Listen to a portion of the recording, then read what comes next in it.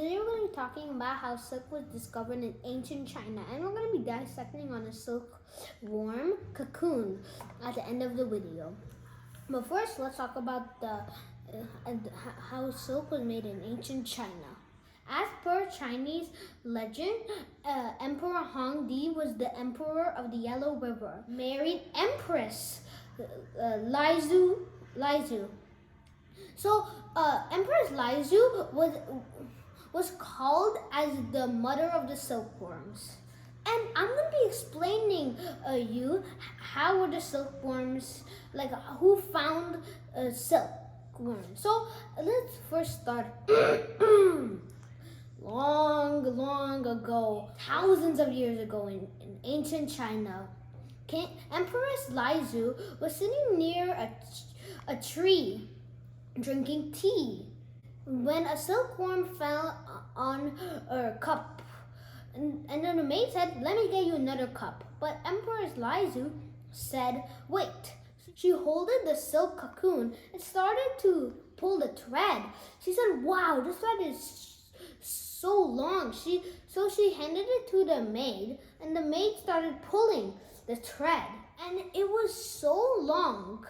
It was half a mile long, and it only came in one single thread. And the cocoon was so short, but it was half a mile long. The cocoon's thread was pretty soft, it was straight, and it was like thin. So every day she would collect lots of cocoons. Then she would boil them, then take their strings and start weaving them. And she made a cloth, a perfect silk cloth, like this. And I stole this from my mother. Okay, so she made a really good cloth.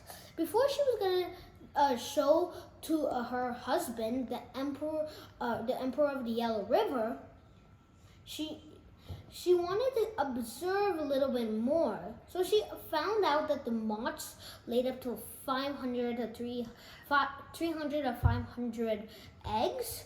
Then she found out that the worms will eat a lot of food, and then they'll wrap themselves with a thread, and then they will be into a cocoon.